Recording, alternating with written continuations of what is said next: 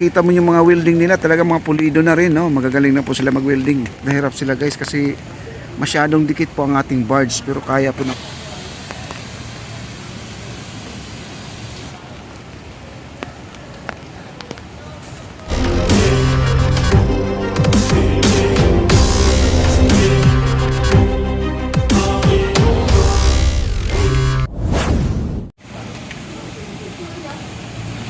Ayun na po at ilalatag na po nila doon sa may bandang deep end na po ito guys, no?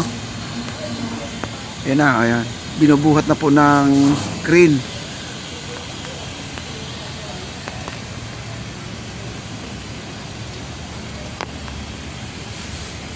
Ayan, no?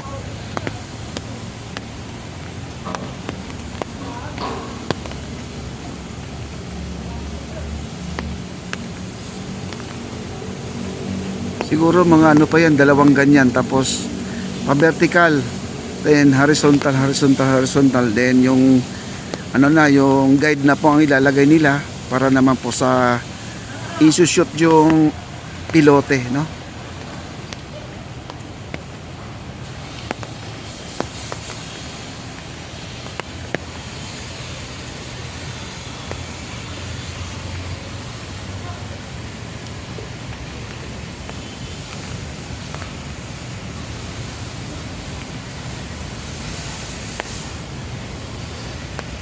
Yan, no?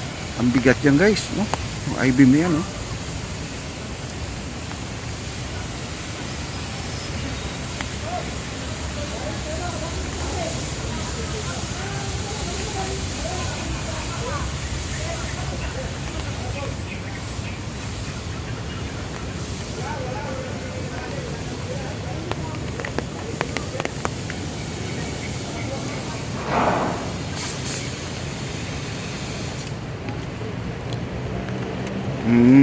Pahalang yan.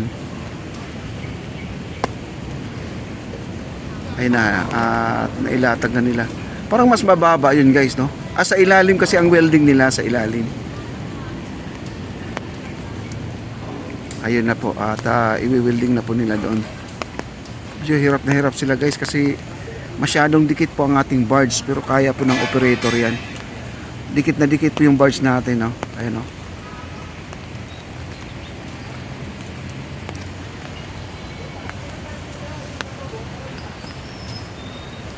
Dapat pa ilalim po yan guys, ilalim. Yan. Tinutulak dito, kaya niya. Kala siguro kaya niya guys, oh. Ang bigat niyan. Oo. Bali alalay lang po sila diyan para sa ano, sa pagsiswing mga kaibigan ng bakal na yan. Yan po ang ano nila, dinidepensa nila yung magsiswing. Ano? Sinubukan nila itulak guys, oh. Kailangan iangat nila kasi meron kasing ano niyan, merong sanga. Kailangan isushoot nila dito sa pinaka ano, nakaway mga ganito guys, oh. Yan ganyan, oh. Nakaway yan, isushoot nila yan para hindi gumalaw, no. Ayan, balikan po natin.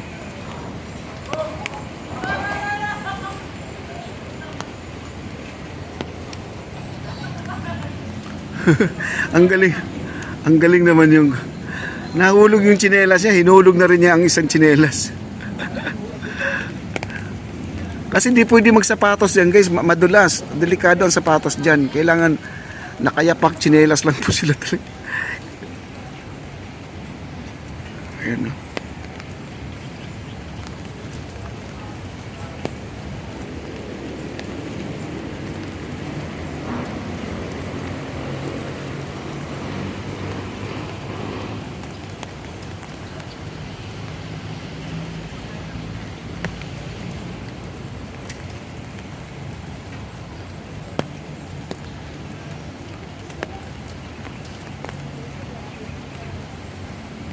Kaya i-welding na po nila. Ayan po yung nagwe-welding. Ayan.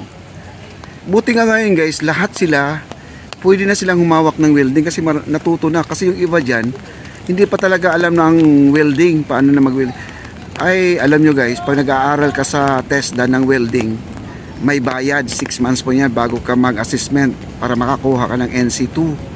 Dito guys, Kung ako lang, pwede ako mag-ano dyan, mag-testing, mag-welding ako kasi gusto ko rin matuto dyan kasi nagbabalak ako bibili ng machine, ng welding machine mga kaibigan.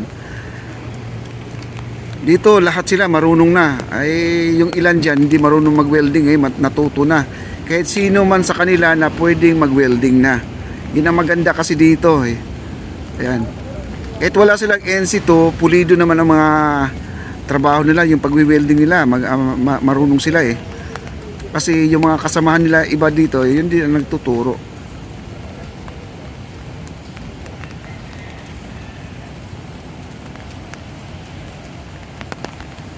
Din yung sa acetylene naman, ang acetylene naman niya, ano din yun, hangin lang naman ang ikokontrol mo doon, hangin. No? Kailangan marunong ka sa hangin. Kailangan, pangalawa, yung nozzle niya, hindi, habang ikaw nag-acetylene, wag mo masyadong idikit doon sa hello sir, ayan, good morning. Yung mga masipag natin dito guys. Oo nga lakas nga Kaya pala Okay guys, yun po ang yung acetylene, balik po tayo sa kwentong acetylene mga kaibigan. Sabi ko, bakit yung acetylene nyo ay pumuputok pag sinisindihan, di ba? Doon sila natatakot. Sabi yung sanay dyan na mag-acetylene, may nag-acetylene dyan na beginners pa lang, ay dinikit niya, yung natunaw na bakal, dinikit niya ang nozzle. Ang nozzle daw ng ating acetylene ay singnipis pa ng butas ng yung pin ng karayom. Ganyan daw kalit yan, dinikit. Kumbaga nagbara kaya pumuputok-putok. Yun pala ang purpose doon. Kailangan daw talaga hindi idikit. Kaya kailangan talaga matuto ka sa mga ganyang klaseng bagay guys. Pero itong mga tao na to ay natuto na, marunong na. At makita mo yung mga welding nila, talaga mga pulido na rin, magagaling na po sila mag-welding. 10 lang po yata sila gumagawa dito guys, 10 lang sila. Pero grabe, ang lulupit din. Kaya po nila yan. Ngayon, i-welding na po nila yan kasi yung sa dulo, ayan, nakabinbin po yung bakal dun sa dulo.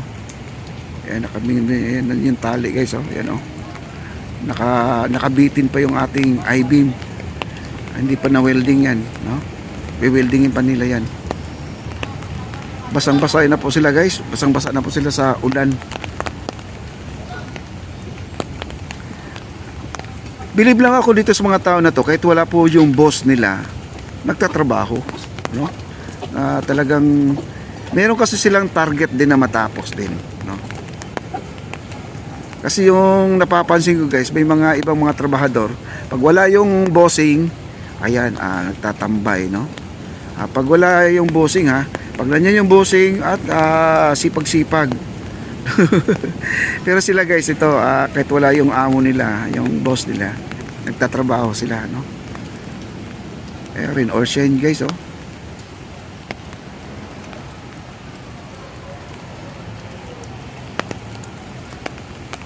basang-basa na po sila.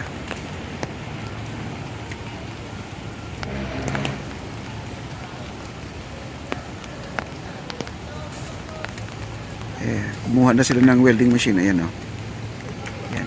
I-weldingin na po nila yan. Kasi ang welding lang po nila guys, doon lang po sa kabila. Yan. Yung dito sa entrada, yan na banda, hindi na po kailangan weldingin kasi naka-shoot siya mga kaibigan. Meron siyang na letter U, shoot doon sa Pasig River wall. Yan po. Naka-clamp.